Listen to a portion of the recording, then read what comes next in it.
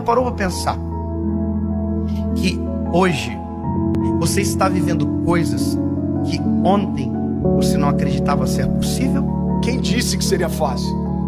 Jesus nunca disse que seria fácil, mas Ele deu uma promessa para nós: pode ser leve, porque eu vou trocar de fardo com você. Eu já troquei de lugar com você na cruz. Então aquilo que você merecia receber, eu já recebi. E aquilo que eu merecia por parte do meu Pai, eu entreguei para vocês. Mas isso não significa que vai ser fácil, irmão.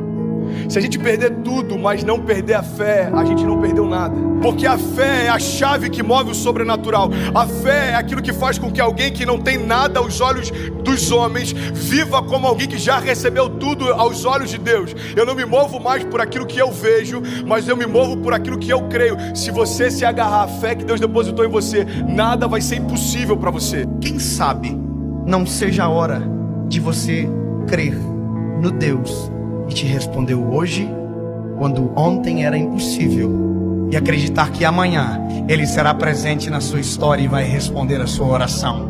Uma palavra libera um destino. Uma palavra ressuscita mortos. As nossas decisões, elas têm impactos a curto, médio e longo prazo. Porque existem reflexos do que fazemos, repito, no curto, no médio e no longo prazo. Coisas simples, sabe?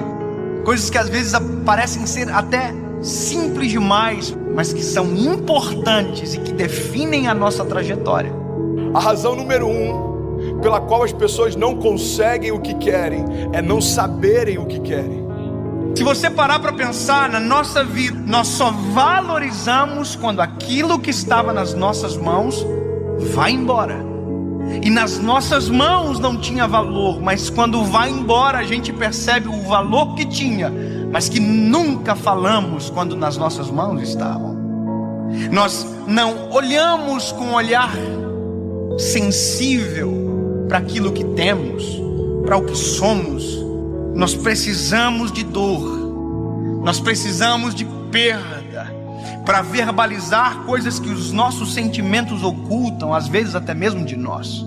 Por que você murmurava ao invés de você declarar aquilo que você desejava ver? A fé não é a gente constatar o que está acontecendo, é a gente declarar o que vai acontecer. Então, ao invés da gente ficar murmurando, entenda isso em nome de Jesus, começa a declarar por fé as realidades ao teu redor e elas vão ser transformadas. Aquilo que poderia ser um ponto de tensão na minha casa se tornou um pilar de sustentação na minha casa. Por quê?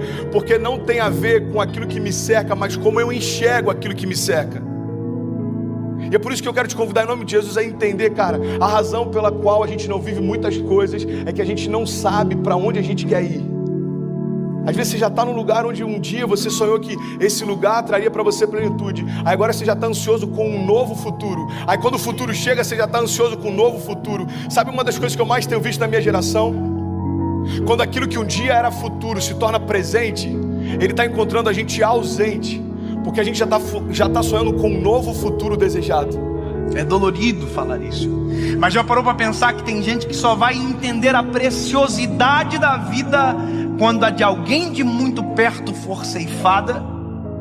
Eu não sei se você já teve a experiência de ir a um velório, mas vá a um velório, é pedagógico.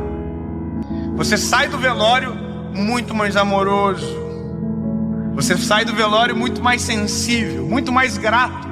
Você agradece o ar que respira quando descobre que a pessoa que está no caixão faltou o ar para viver. Você valoriza o coração que bate no peito. Você valoriza a esposa que você tem.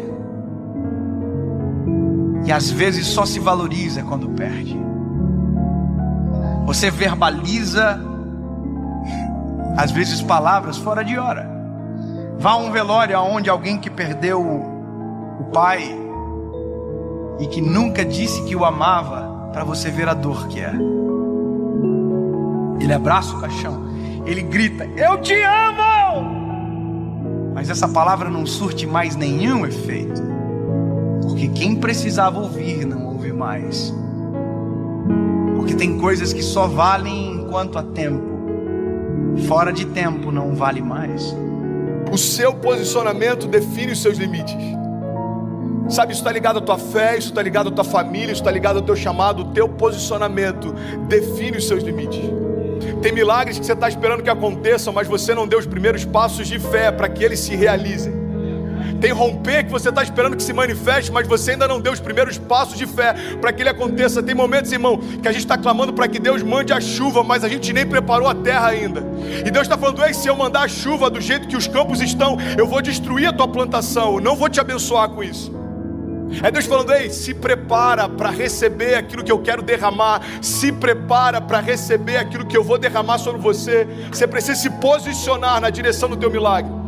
Nós não podemos deixar a nossa vida chegar a um momento aonde as esperanças não existem mais, porque aquilo que era para ter sido um tempo, perdeu-se o tempo. Perder para valorizar.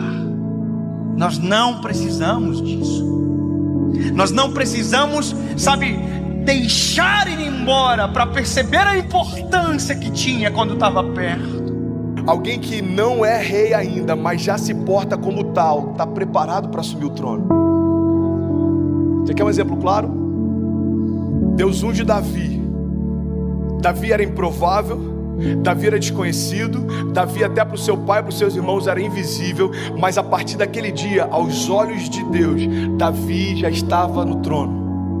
Só que aos olhos dos homens, olha para mim em nome de Jesus, como demorou um período entre a unção de Davi e Davi assumir o reinado. Aos olhos dos homens, os homens olhavam para o trono e viam Saul. Aos olhos de Deus, o trono estava vazio, irmão, porque o rei que era por direito ainda não havia se assentado lá. Ei, Deus está falando: tem tronos que você está olhando e parece que estão ocupados, aos meus olhos já foram esvaziados. Não se mova por aquilo que o homem vê. Eu não vejo como o homem vê. Talvez você está olhando para uma situação e ela parece intransponível. Jesus já está olhando lá na frente e já foi vencida. E ele está falando: ei, você está preocupado por conta dessa crise? Eu conheço o teu futuro. Eu sou aquele que, eu não tenho, entendi isso, irmão. Jesus, ele não está na eternidade, a eternidade está em Jesus. Então ele conhece a eternidade passada, a eternidade futura. É por isso que algumas crises para os céus não fazem sentido, porque às vezes uma crise financeira abate a gente, mas Jesus já sabe o que está te esperando na estação seguinte. E ele está falando para a gente nessa manhã: ei, você está preocupado por conta dessa crise? Filho, eu desenhei a tua história, eu sei aonde você vai, fica tranquilo. Pare de reclamar daquilo que você ainda não se moveu para viver. Pare de reclamar do resultado de escolhas que você não fez. Para você viver a vida que você deseja, você precisa abrir mão da vida que você leva.